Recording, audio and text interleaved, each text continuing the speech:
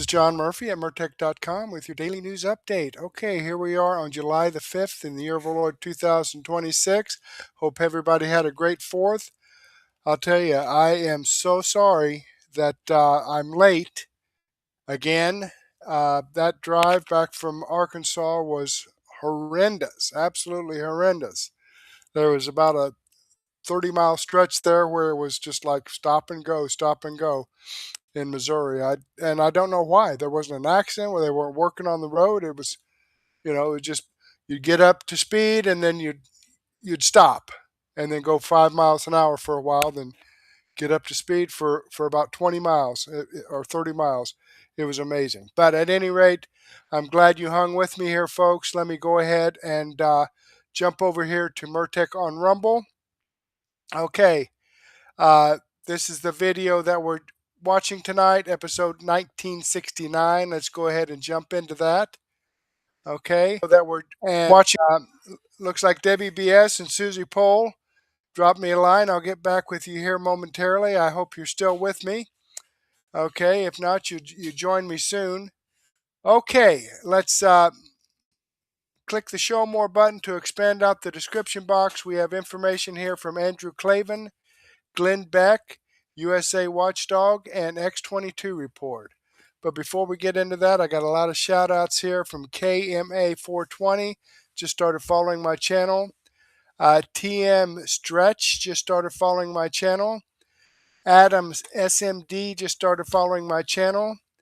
James Dolan just started following my channel. C Morgan 17 just started following my channel. And Ariana 966 just started following my channel. So thank you very much, folks, for following my channel. I greatly appreciate that. Susie Pohl's 2016 still here. Let me give you a wave and a heart there, Susie Pohl. Thank you so much for being patient with me. Okay, so let me check out here on where are we here? Oh, we're down here. Okay, Debbie BS reposted my video 1968. Debbie BS commented on my daily news wrap up. Viper Senior commented on my episode 1967 and 1968. 15 Tioga commented on my extra 750B, and Debbie BS commented on my extra 751A.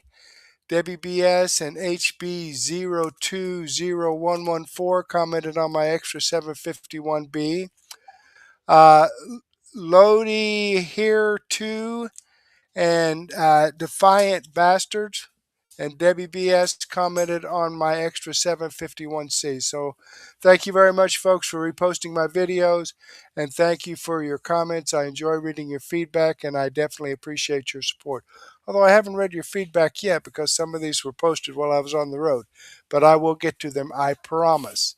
All right, let me give that a thumbs up. All right, good night, sweetie. All right, the kids are all getting ready for bed. Oh, good, she's using a back scratcher on me. Yeah, that's why I keep them around, okay? Oh, okay, good night, sweetie. Okay, good job. All right, let's get into this, okay? Andrew Klavan, July 4th, July Fear, episode 1285. I'm going to let him do his monologue, then we're going to jump it up here to about the 8-minute and 50-second mark. All right, so let's get into this. A political civil war is rocking the very core of the Democrat Party. On one side are upstart rebels, jihadi-loving socialists who hate America and want to drag it down to destruction. On the other side are traditional, moderate Democrats, jihadi-loving socialists who hate America and want to drag it down to destruction, but would never say so out loud because they're afraid Americans wouldn't vote for them. Two diametrically opposed philosophies that are actually exactly the same. Two groups who completely agree with each other in a bitter battle for supremacy. Who will win? The radicals or the radicals who lie about being radicals and pretend to be moderates until they get elected and then are radicals? The future of the Democrat Party hangs in the balance. To find out more, the Daily Wire sent our crack reporter, Crackety Crack, to speak with Democrat Speaker of the House, Hakeem Jeffries, a perilous assignment because Jeffries punctuates every word he says with a meaningless hand gesture and kept cracking our crack reporter, Crackety Crack, in the face until Crack fell unconscious either from the cracks or just from talking to Hakeem Jeffries.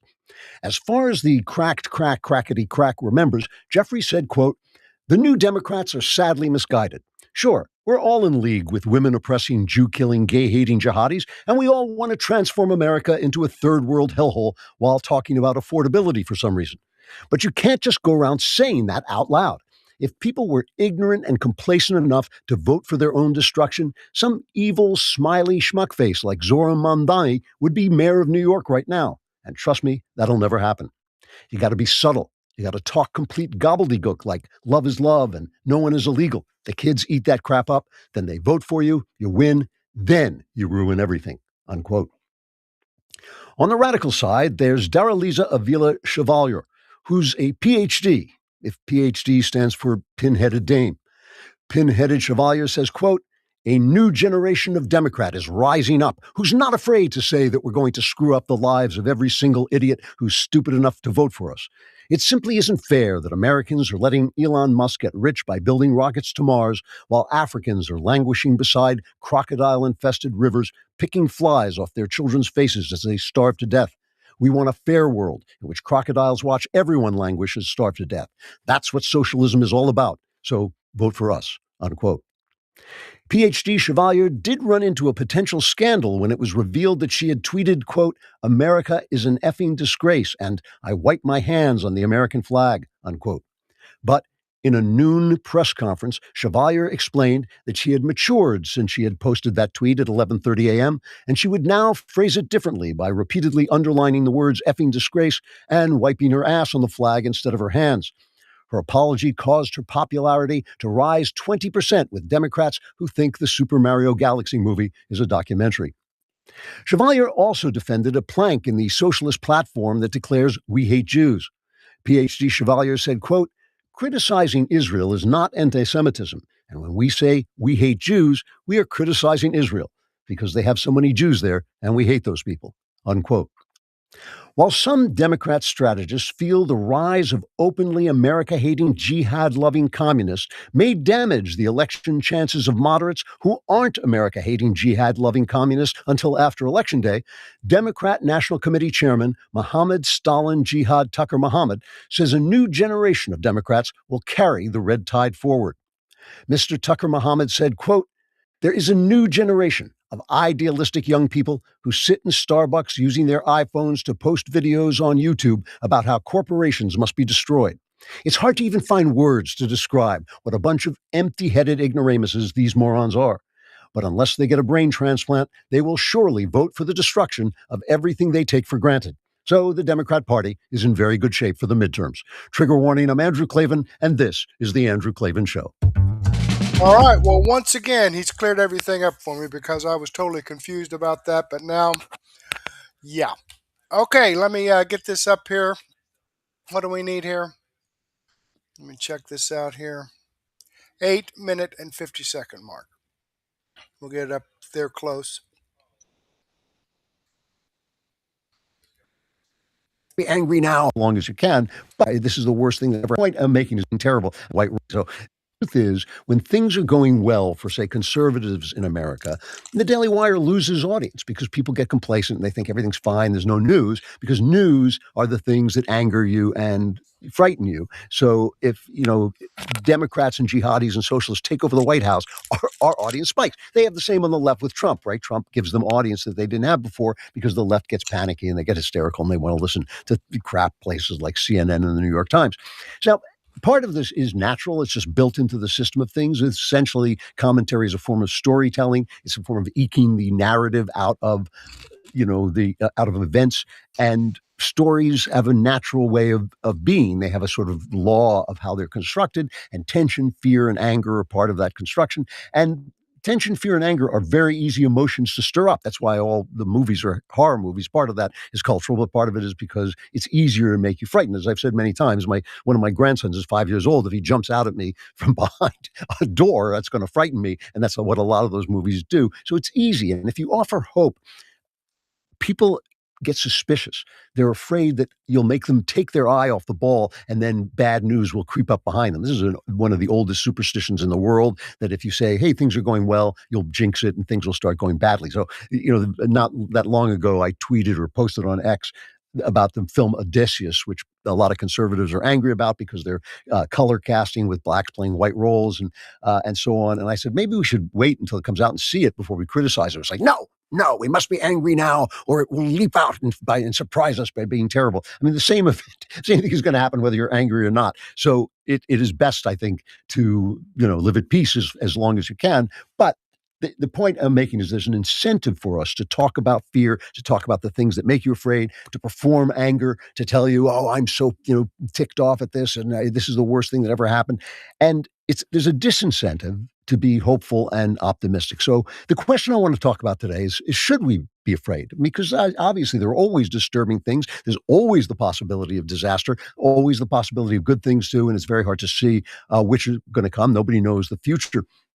And I know that conservatives are natural pessimists. They have the ability to see how easily things can unravel, how easily, if you pull the thread on a suit, the suit can unravel. And that goes for the suit of freedom, the suit of national unity, and all those things. And on top of which, people who are anxious, part of having an anxiety disorder, let's call it, I hate those pathological words, but part of being an anxious person, let's put it that way. Part of being an anxious person is believing that your fears are predictions, that if you fear it, it will happen. If you fear it, it will come. And I think that's, optimism is actually a wiser way to live, because an optimism teaches you to look for solutions, say, oh, this is going bad. How can I fix this? I think optimists are more likely to think like that, but it's not predictive either. Just because I'm a hopeful person doesn't mean I think my hopes are the things that are going to happen. No one knows the future. So as we approach this weekend, our 250th birthday, what I want to talk about is whether or not fear is actually more realistic than hope at this moment, or is there something else, some other way of looking at things that brings us closer to the truth? Home should be a place where the world gets quieter. You close the door, the headlines stop, the phone finally stays face down, and for All a right, few let me hours. move this up, and we'll hear a little bit more of this after the commercial.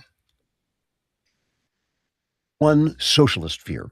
So I wasn't kidding in the opening. I mean, I was kidding in the opening, but I also wasn't kidding. The Socialist Democrats are on the rise because they're simply saying out loud what the old Democrats won't say during a campaign, but always believe. I mean, there's just no question that Democrats lie their way into office. Barack Obama being the model of this, barely had a political record, barely had a past, ran as a moderate, there's no blue states and red states, it's just the United States. And then the minute he got into office, because socialism doesn't work, he had to start blaming people for being white and, using all the old socialist tropes that they use to take your eye off the ball that socialism doesn't work. So socialism is progressive because it doesn't work. It makes things worse. And it's just like feminism. It just keeps making people more miserable. And what the feminists keep saying is, well, you just need more feminism. It's just men's fault, And it's the same thing with socialism. Government spending causes inflation and causes the middle class to disappear, causes goods and services to disappear, but they just keep telling you, well, now you're poor, so you need government help.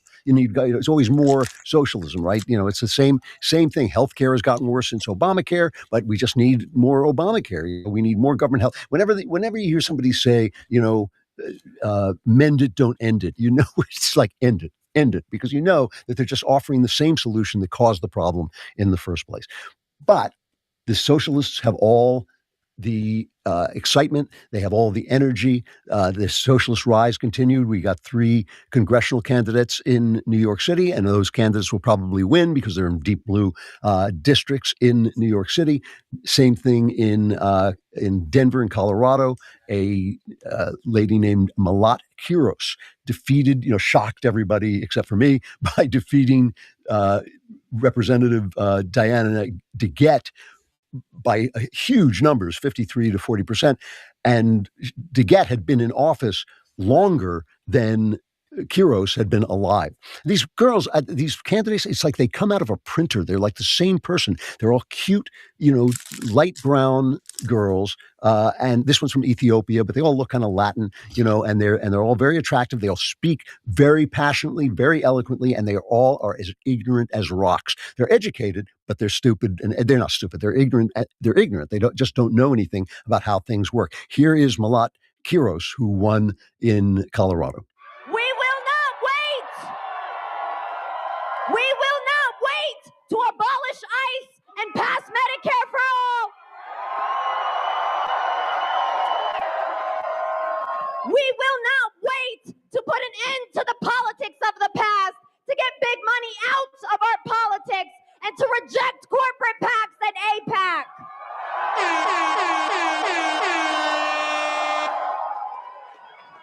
And no, we will not wait to end the genocide in Palestine.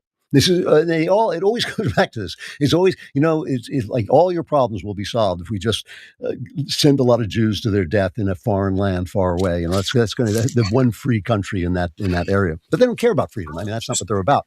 Please. So you look at this and you look at these people cheering for her. And as I say, she's attractive and she's eloquent and all this stuff. And she doesn't know what she's talking about because Medicare for all would be a disaster, an economic disaster, just like Obamacare is a disaster.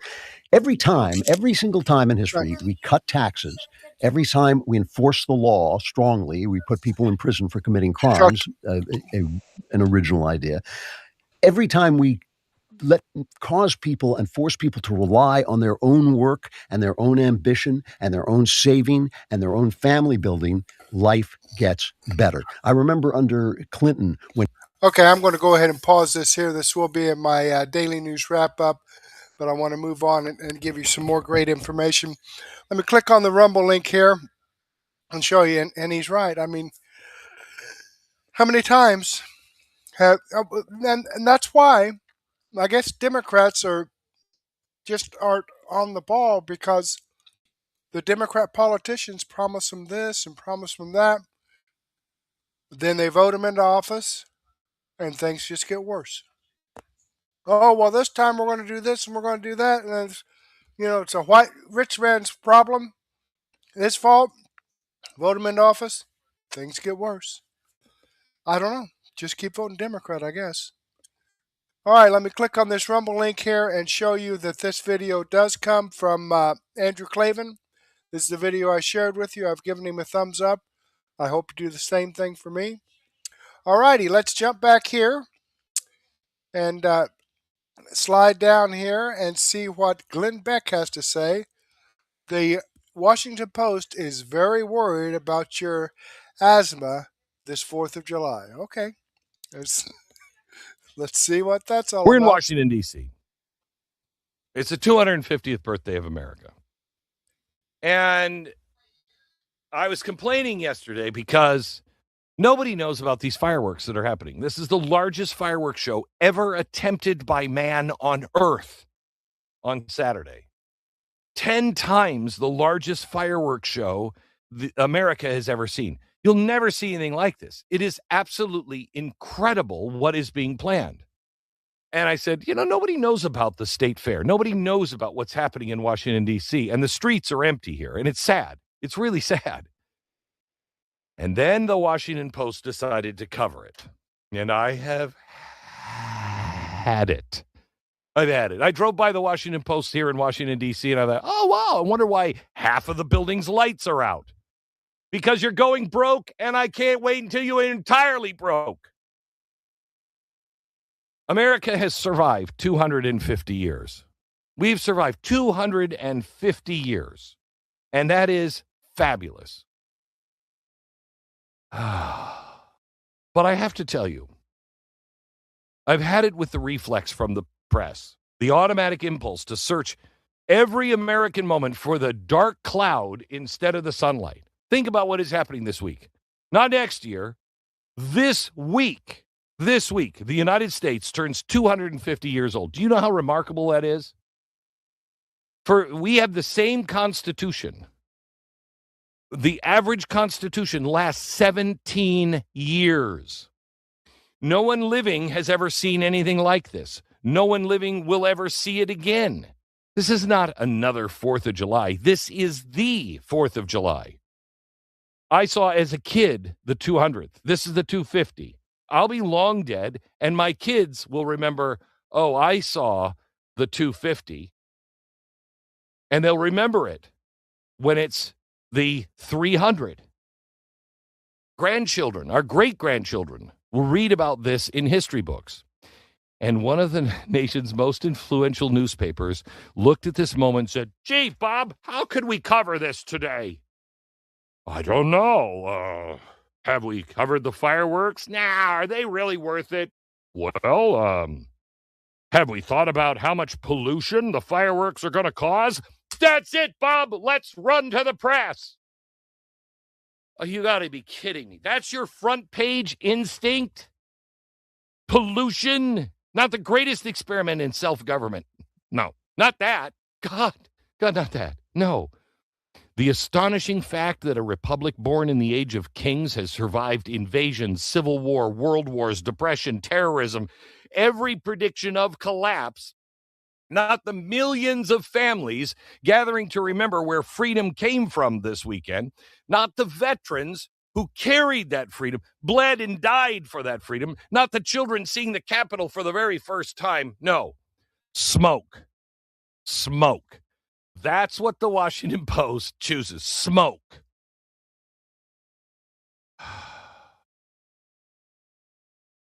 Now, before some liberal tweets some angry tweet at me, let me say I know, yes, fireworks produce smoke. Okay, I've known that the very first time I saw fireworks. It's kind of like, don't tweet me. Fireworks cause smoke, water is wet, and the sun is hot. I get it. People with asthma should know that large firework displays can temporarily affect air quality. Now, if you think that that is news to anybody, report it. Maybe on page A17. But if your first instinct on America's 250th birthday is to warn people about the smoke instead of reminding them why fireworks exist in the first place, then somewhere along the line, you've really forgotten what news is supposed to do. Have we alerted them that there's going to be smoke? Maybe they should stay away from the nation's capital because there's a lot of fireworks. There's going to be a lot of smoke. I have no use for these people anymore. They're just such a source of frustration. Journalism is not just about facts. It's also about judgment. Every editor tells you what matters by what place they put above the fold. Whatever they place above the fold, that's what matters. Every headline is a declaration of their values. Every front page says this is what everybody should talk about and think about today. So on the most extraordinary Independence Week in American history, they decide what matters most. Not liberty, not history, not what's actually happening, not gratitude, but particulate matter. You know, when I got up this morning, I thought, what is the particulate count today? I'm wondering. You see why people are exhausted? You see why nobody reads the crappy Washington Post anymore? I mean, honestly. Do you see why trust has collapsed? Because you're morons. Every American achievement arrives with a lecture. Hey, there's going to be smoke in the air, and did you know you're standing on stolen ground? Celebration now comes wrapped with guilt. Every flag needs an apology. I got a firecracker I'd like to shove up. Every victory requires a disclaimer. It's relentless, and we're done with it. But just know it has consequences. Everything you're doing today has consequences because the people who are taught to roll their eyes at their own history will eventually stop defending it. People who cannot celebrate, can't get past themselves to celebrate what their nation did, has forgotten themselves. I walked on the National Mall. I saw children staring up with wonder at some of the monuments yesterday. I saw veterans standing quietly before the monuments built for friends who never came home. I saw families from every corner of the country. That's the story, Washington Post. That's the headline. That's what deserves to be remembered. You don't have to pretend America is perfect to love her. The founders didn't. Read their letters. They argued constantly. They knew this nation had sins to confront and promises yet to fulfill. Wait until you hear what I say, what Thomas Jefferson, the guy who wrote the Declaration of Independence, let me tell you what he wrote about that declaration. But they still pledged their lives, their fortunes, and their honor to her because they understood something too many people in our elite institutions have completely forgotten. Love does not require perfection. Do you go home at night, Washington Post reporters, do you go home at night and just keep reminding your wife, you know, you once were really fat? You know, I love it when you're skinny. I love it when you're healthy looking. But you remember when you were pregnant, how fat you were? I don't know, because I keep thinking about all the fatness in your history. Is that love? Love requires gratitude. So let me say something here that apparently has become controversial. America is worth celebrating without apology, without caveats, without the frickin' stolen land, without embarrassment, without an asterisk. And if that offends you, the problem is not with the fireworks. The problem's not with the country. The problem is you. The problem is somewhere, somehow, you lost the ability to be grateful for the greatest inheritance of liberty ever handed from one generation to the next. And that is far more dangerous than a little smoke in the air. All right, there you have it, folks. Great information from Glenn Beck. All right, this is the Glenn Beck video. That's the video I shared with you. I am subscribed to his YouTube channel. I've given him a thumbs up, and you can see how this kind of ties in with what Andrew Klavan was talking about. You know, how the media just tries to scare you. Just tries to scare you. It's, you know, as much crime as there is in some of these liberal cities. You know, you hear all the time about people being shot and killed in places like Chicago, Detroit, and Los Angeles. Okay, but why doesn't that get reported on? Okay, you know, if you want viewers or if you want readers, you would think if they would focus on, you know, the horrible things that's happening right there in their own city, that they would get plenty of readership or viewership. Pretty amazing. You know, when we were going to Arkansas, we passed through St. Louis, and it was 99 degrees according to the thermometer that was on my van.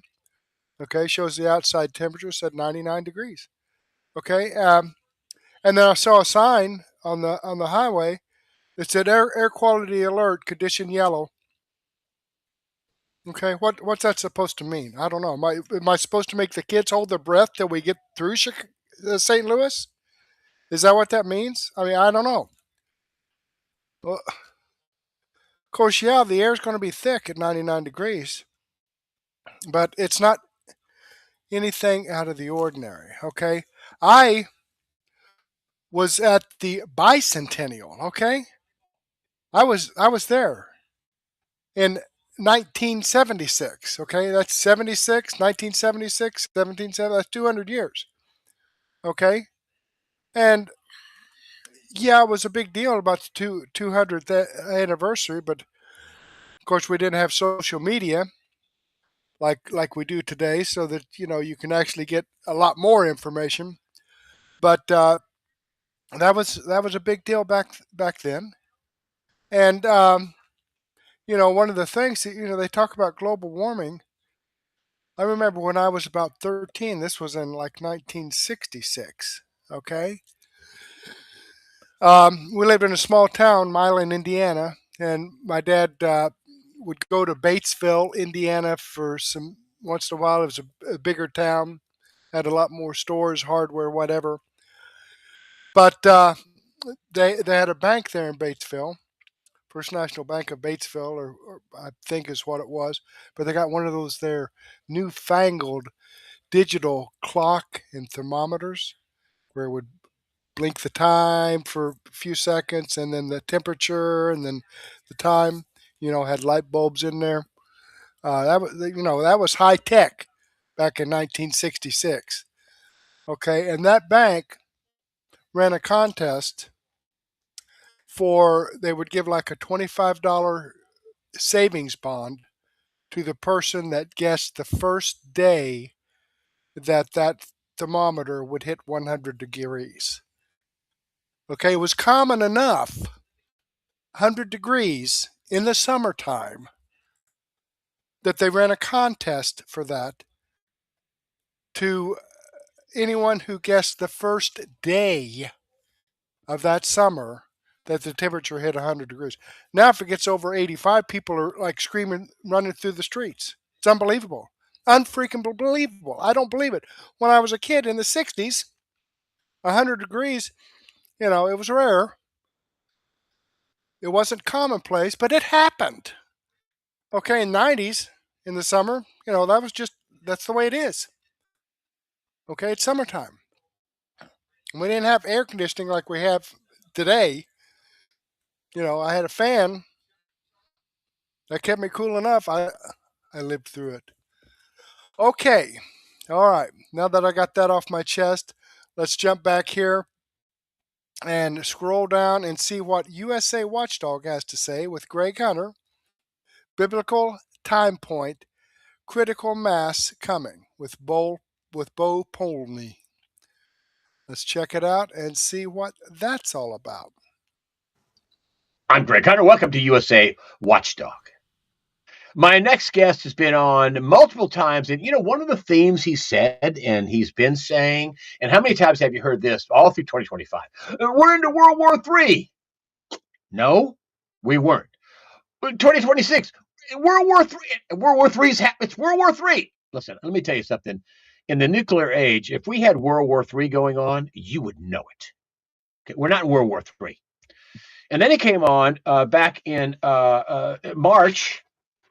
Back in March, here right on USA Watchdog, you see it. Here it is, USA Watchdog. Let me give you the date, the 8th of March.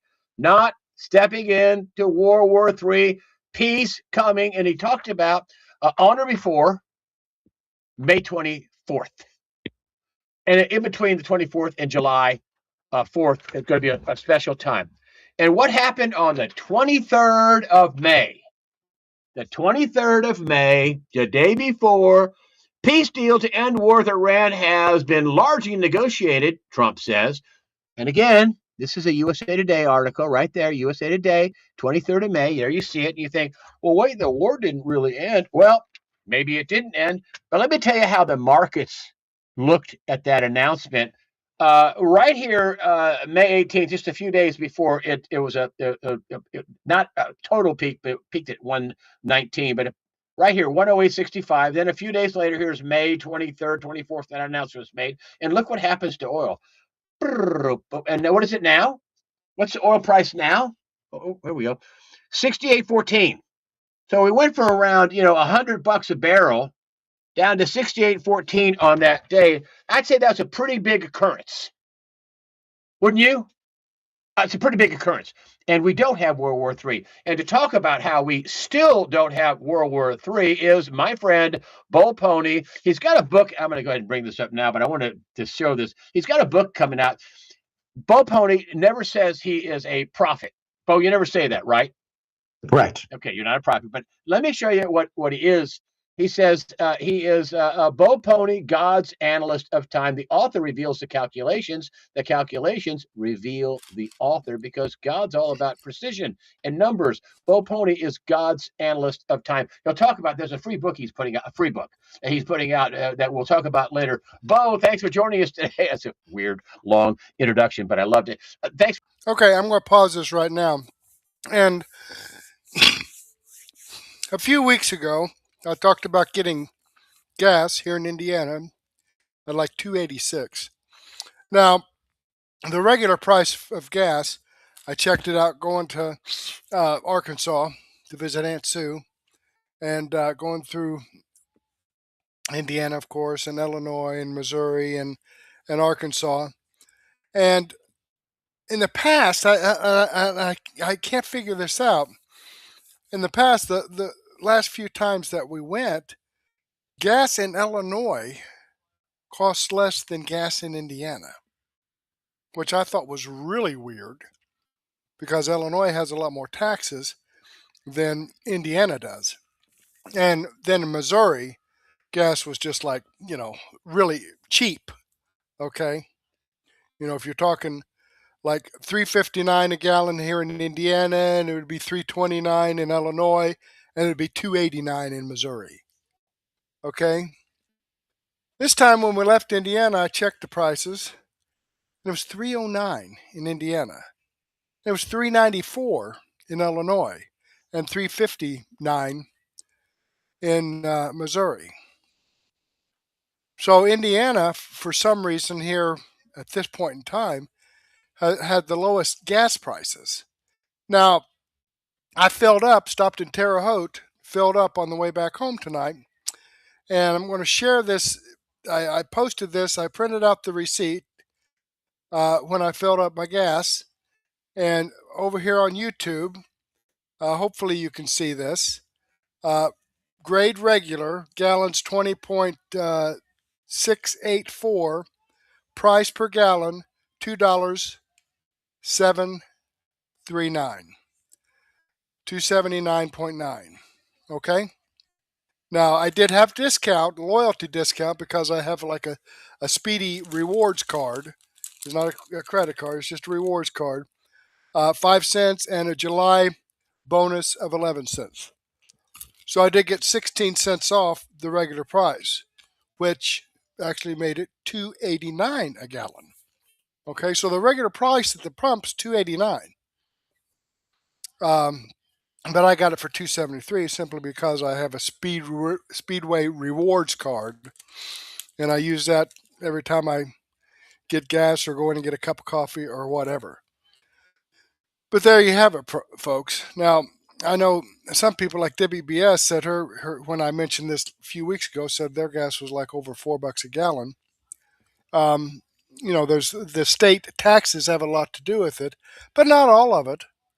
I mean, Indiana has, I think, like 23 cents a gallon. She says they got 60 cents a gallon. But when you're talking a difference of $3 a gallon versus $4.20 and a difference of 40 cents a gallon on taxes, there's some spread there that doesn't make sense. What it is, I don't know. But I just wanted to throw that in there since Greg Hunter talked about oil prices. All right, let's go ahead and get back here and see what Bo Polny has to say. Thanks for joining us today on USA Watchdog. Greg, I appreciate being here. I will say this, you are one of the people that really inspired me years ago to speak truth. You were on YouTube forever, and you had one of the largest followings on YouTube. They deplatformed you with everything, that went down, in the past 5-6 years. But, it was, you were the truth speaker, and it was such a, pleasure every Sunday to be able to watch Greg Hunter on YouTube. And then after, you got deplatformed, that you never stopped. What'd you do? You jumped on the Rumble, and you haven't stopped ever since. And, you are a truth speaker. And during the crazy times of the world in the past 5-6 years, what we've seen is a lot of horrific things across the world, but yet you've never backed down. You continue to bring truth to the masses, and people continue to listen to you. So I want to thank you for everything you've been doing. And I truly find it an honor to be, part of your platform, that you bring me on every so often. And I just appreciate you and your wife. So God bless you and everything you're doing, Greg. But everything that you're doing, I'm doing, we're about to step into an act of God. Something's about to happen. And all the evil that has come against us, everything's about to suddenly change. So there's a lot to talk about today, and I look forward to going through all the details with you. So thank you, Greg, again. Well, you got that, people like, they say this all the time. I remember the Ruth Bader Ginsburg call, which was a time, wasn't that she was going to die? Is that a big thing was going to happen on Rosh Hashanah? I think it was, 2020 or 2019? Somewhere in there. Yeah. Okay. I think it was 2020. Yeah. 2020. Okay. So, this date, it was Rosh Hashanah. in the just September 18th, 19th, something like that. And that day I was getting emails, by 5 o'clock, like God stops work at 5 o'clock. Nothing happened on that day. Nothing. Oh, look what happened to him. Then at 8:30, they announced that Ruth Bader Ginsburg died. And you came on that the following week, and I was like having you on to take a lap, take a bow and to say, hey, you got a big turn right. And you said, this is going to open the way to stop Roe v. Wade. And you were the only person that got that, incidentally. I watch the news all the time. And sure enough, and people are like, oh, that's not going to happen. Well, it did. And so you got this peace thing right. I mean, this is a big call that you said we were not going to be in World War III. We're not. That something big would happen, even though the war's not over. But this is pretty big, isn't it? I mean, when we had $100+ a barrel oil, we're at 68.14 as we're doing this interview. That's pretty big, isn't it? So another big turn. What's coming down the pipe here? What do you foresee now happening? Well, I say this, I look at things, as you said, I didn't know that Ginsburg was going to die, but I knew that that was a critical date based on calculation. So I calculate time. Again, we did a show in February of that year saying a market crash is going to happen in March of roughly maybe around 35 to 40%. And, it happened exactly like we spoke of. So again, 38%. 38%. Right. So the Lord shows February 9th, 2020. Go ahead. February 9th, 2020, if you want to look it up. Go ahead. Yeah, so that was a crash in 2020. So again, the Lord shows me calculations of time. Just like, through calculations, you're using Leviticus, we were able to predict, I predicted, again, I don't need glory for this, but, I did several shows saying that there's going to be a war breaking out in Israel, and the Israel-Hamas war broke out to the exact day of when we said it would happen based on Leviticus, okay? So there's biblical time points that happen, and so we're at a critical mass right now, like you're saying, what's about to happen? We're about to step into the greatest time in human history and the scariest time in human history. That's what's about to happen. This is going to be what's written in Joel 2, verse 31. It's called the Great and the Terrible Day. So it's the greatest day in human history, okay? That's what's about to happen. But at the same time, too, it's going to be the worst day in human history. And it all depends on what side of the fence you're sitting on. In other words, do you believe in Jesus or not? But again, what have you been doing? So, meaning the people that, came against you, came against myself, came against humanity. And, we're forcing all these things on people and doing all this crazy stuff that's how we've seen now exposed in the past several years of what's happened in the past 6 years. What's about to happen is exposure. Okay.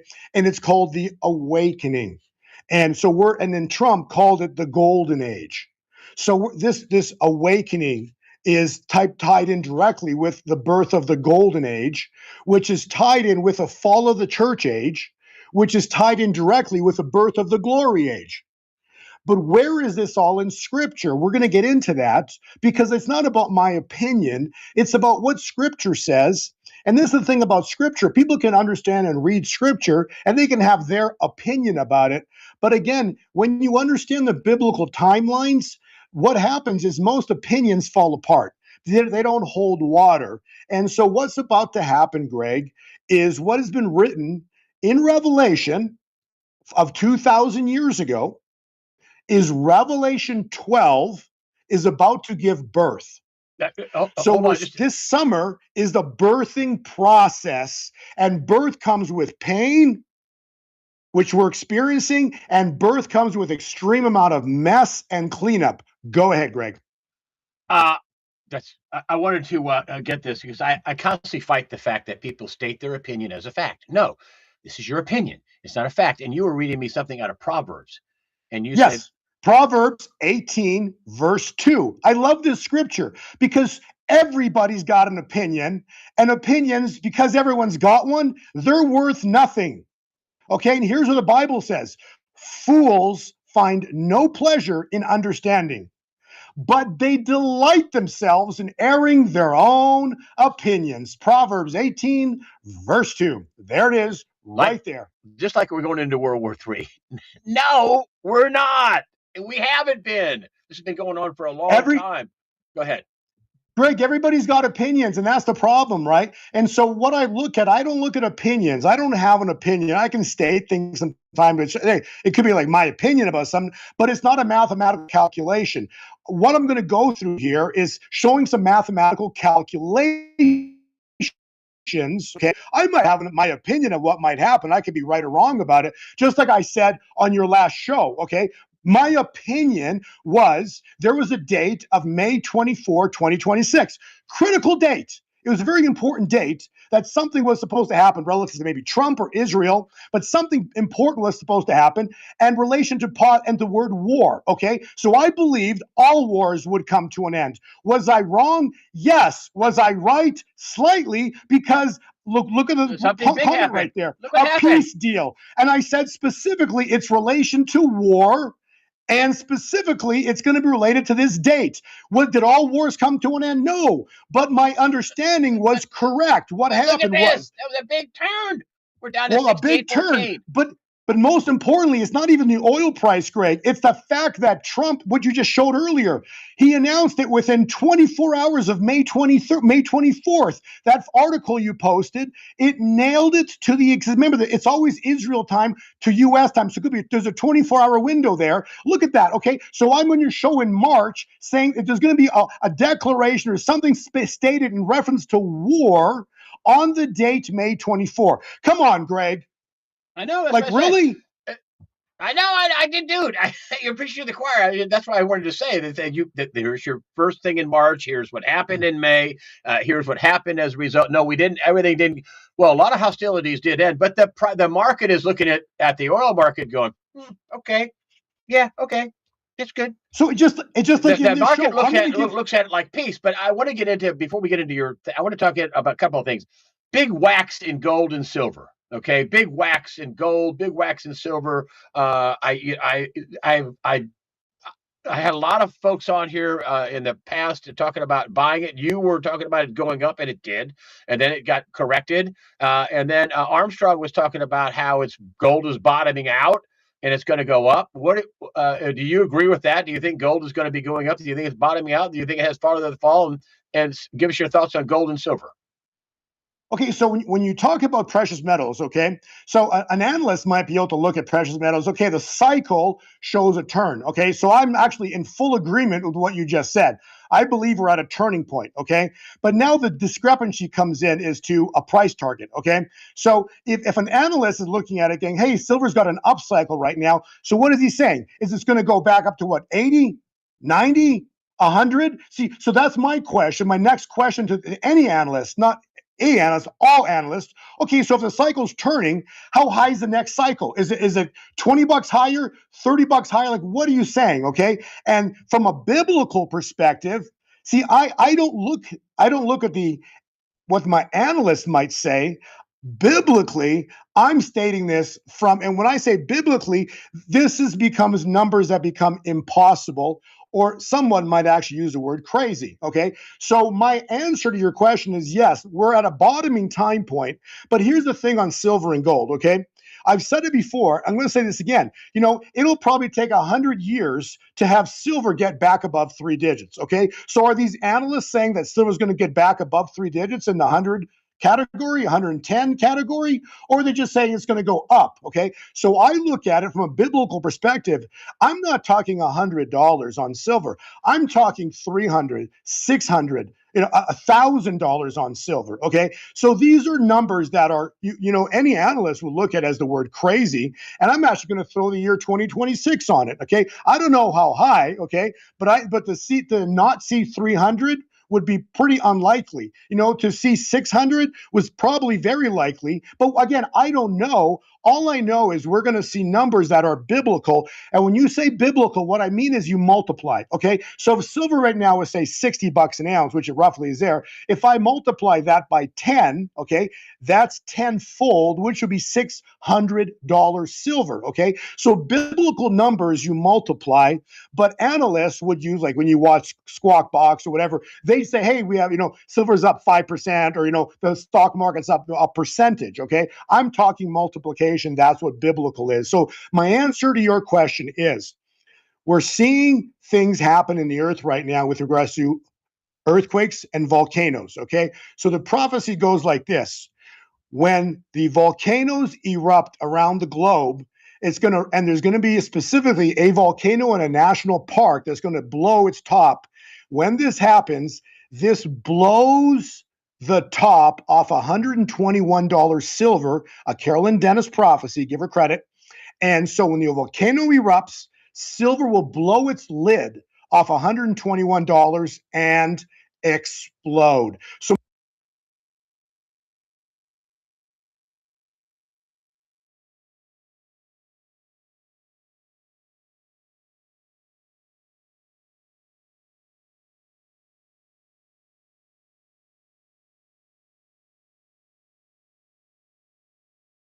Oh, sorry. Uh, yeah, Bo Pony has been right more than he's been wrong, and he's always got great information. This will be in my daily news wrap up. If you want to watch that, clicking on the Rumble link here, it takes us over to Greg Hunter's USA Watchdog. This is the video I shared with you. I've given him a thumbs up. I hope you do the same thing for me. Okay, let's jump back here and finish up with X22 report. Mr. and Mrs. X, people are fighting back against the illegals. Enough is enough. Well, let's certainly hope so. Let's check this out and see what that's all about. Server, and I would like to welcome Mrs. X. Hey, everyone. Now, there's a new movie that is out. It's called Citizen Vigilante. And it's very interesting because we've been seeing what's been going on in Europe, and there's also been a recent report out of the UK where something like 250,000 women were raped. Yeah. And we're not just seeing this out in the UK, we're seeing this in all the different countries where they're bringing in all these illegals, the Muslims. And it seems that a certain filmmaker Yes. was very upset about this and wanted to get the message out saying, listen, law enforcement is not doing their job. They're not doing what they're supposed to be doing, protecting the citizens of the country. They're actually protecting the illegals that are being pushed into the country by Soros and team. The judges, the prosecutors, and everyone else is on the side of the illegals. And they created this movie where the people are taking back control and, Yeah. Removing the problem. It's very interesting because, like, I kept hearing about it, and and I was just like, okay, we got to watch it, and just doing more research. A man named, I think I'm saying it correctly, Uwe Boll. He directed, wrote, and produced it, and it's basically it's a 2026 vigilante action thriller. It stars Armie Hammer as this man named Michael Sanders, who's a wealthy American living in Europe, and he starts killing criminals, specifically immigrant offenders, and then the corrupt officials that are protecting them, basically. And after a young mother was stabbed during the film, and he turns into like a social media hero of sorts. It's very interesting how they wove in, I thought anyway, social media within it, because it felt very parallel to what we are seeing actually going on right now. And because of the nature of it, and like you said, like they're getting protected by not just law enforcement, but this movie was banned in Germany. So what did this is how I really kind of first heard about it. What did Elon Musk do? I'm going to put it live for 48 hours and you can watch it for free on X, which was amazing because since he has taken back that platform and he has control of it and the deep state can't tell him, you can't put this up here. So people were able to view it.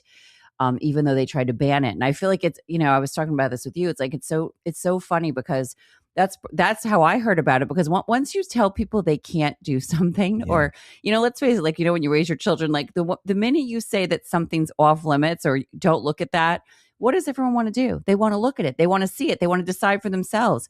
So I think it actually backfired because the fact that everyone was banning it and, it was only in limited release here in the United States. But actually, it's doing really well streaming because now word of mouth is getting out. Everyone's like, you have to see this movie. And I think it's been more powerful having this word of mouth, this kind of, everyone's like, okay, you got to see it. You got to check it out. Because in the streaming services, it's in the top of the charts where you can see it. And what's very interesting about this is that, since Europe didn't want their people to see it, the citizens to see it, because Of course again, not. They don't want people to think like, hey, wait a minute, we can actually do something. And what I find very interesting about the movie is that, again, this is an American. Yes. And he keeps putting out a video. His faces, hidden, Blurred. blurred. We don't want to give away too much because we do want you to watch it if you haven't seen but it yet. he keeps bringing up the Constitution. He keeps saying, "We the people." Yeah. I'm showing you how to do this, and so this way you can do it. So I'm doing it for you right now, which I find very, very interesting. And the other thing I found very interesting, he just doesn't go around killing anybody. No, No, I agree. He looks at what is happening, and then he goes to the victims and says, "What would you like to be done?" And he kind of asks for permission. Yeah. Before he does anything. It's very interesting. And most of the victims, they want justice. One of the victims said, I would like them in jail. And he explains what it would take for them to go to jail. That you'd be on trial, you'd be questioned. Right. And you'd be, dragged through the mud. People would ridicule you. And there's They'd a say chance you're a liar. And there's a chance they won't really be in jail. Yeah, it was very interesting. He's not just going after the Muslims, but he's also going after the judges that actually set these people free. So there was one case where a young boy, many young boys, raped I think it was a 14-year-old girl. Yeah. And the judge... It's graphic, you guys. Yeah, the judge, worth seeing, though. The judge let all of them go. Yeah. And, he took matters into his own hands. Of course, he went to the victim first. Now, on the other side of this, you have the Interpol police chief. I was just going to say. That is actually investigating him, trying to find him. Yeah, they're hunting him down, basically. And they're saying that he is the problem. And basically, the Interpol saying, listen, I'm protecting democracy. I'm protecting, everything that's going on here. The citizens. Actually, I thought one of the most important things he said, I didn't mean to interrupt, was when he said, you're protecting people that didn't elect this government and the rules and the laws. Like you're protecting, basically he was saying you're protecting the people that came in here illegally and and they have no voice. That you're protecting these people, and we didn't elect this. Right. We didn't people choose didn't this. Elect this. They didn't choose this. Right. They didn't want this. The citizens of this country. And I think this is, when you look at it, and when I kept hearing the Interpol police chief say, I'm protecting democracy, this is not the way it works. But again, in a real world setting, you would have judges following the rule of law. You would have prosecutors following the rule of law. But what has happened across the world, even here in the United States, especially here in the United States, what has happened is they just didn't bring in the illegals. What they did was they first set up the system to protect the illegals. Yes. So what they did was they installed over a long period of time the attorney generals, the prosecutors, the politicians, the judges, and they put them in place first, making you believe that they're there to protect you and follow the rule of law. Right. Now they put those people into place first, and then what did they do? Then they started to release the illegals into all the different countries. And they did this on purpose because they knew if these illegals, if they commit a crime, if they do something illegally, of course, they're coming into the country illegally, that's illegal. Or if they had any type of criminal record, that they had protection. And the protection was the judges, the prosecutors, and everybody else. So when the Interpol police chief kept saying, I'm protecting democracy. Now, either he doesn't know or he's part of the system, but he's actually protecting the criminal syndicate and what they set up. Okay, I'm going to pause that there. And you see how this kind of feeds back to what Andrew Klavan was talking about? How these politicians, will say any frickin' thing to get into office. And then once they do, they screw over the very people that voted them into office. But the problem is, those people continue to vote them into office. They don't try anything different. Oh, well, this time they're going to do it right.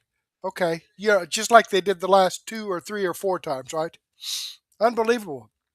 This video, it is premium, Rumble Premium. So, to be able to watch it, you'd have to be on Rumble Premium, which I am because I'm doing these videos. And that's why I'm able to share it with you here. This will be in my daily news wrap up. So if you want to watch more of this, then join me on my daily news wrap up coming up here in just a little bit. But let me click on the Rumble link and show you that this video does come from X22 Report, Mr. and Mrs. X. And right here it says premium only. Well, I have premium, so there you go. I get to share it with you. I've given him a thumbs up. I hope you do the same thing for me. All right, let's jump back here. And folks, I've got 44 people watching, and I've got like 3 people give me a chat. So, if you could give me a chat, that would be fantastic. That definitely helps me out in getting the message out to other people about how, the politicians are just lying to us straight to our face and doing exactly opposite of what they say they're going to do. When you vote these Democrats in, what do? They give criminals free bail, no bail. They let criminals out on the street. They raise taxes to the point that people can't afford to live there.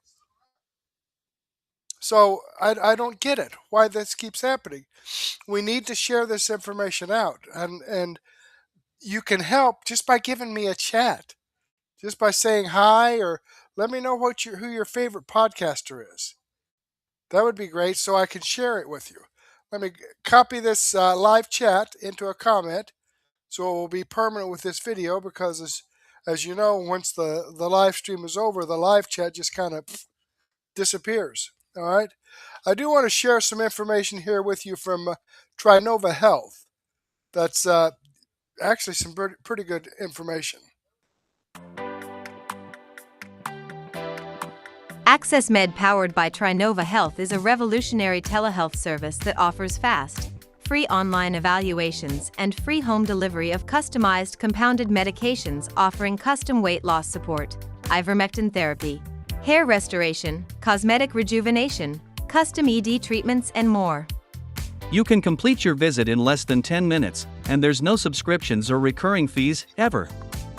We've made getting started easier than ever. Simply follow the link, choose the product or treatment you're interested in, and then complete a quick online evaluation. Within days, your custom meds will arrive to your door. Mention Rumble in the coupon code and get 10% off your first treatment. All right, good information. All right, so let me remind you here that these videos that I've shared with you are videos that come directly from the producers. Okay, I've got the links to the videos in the description box, along with the links to the producer's channel if you want to go check out more information that they have. And these videos that I've shared with you are videos that I've posted over here on Mertech.com, where I have over 40 no-nonsense, common sense, logic, and truth videos. The kind of information that you're not going to get from the mainstream media. Right, here's the X22 report that I shared with you. Here's the USA Watchdog report that I shared with you. Right up here is Glenn Beck in alphabetical order, the video that I shared with you. And right there is Andrew Klavan. Okay? This information, you don't have to surf the internet. I do that for you. All you got to do is come to Mertech.com. The link is in the description box. It's a free site. I don't ask for your name. I don't ask for your email address.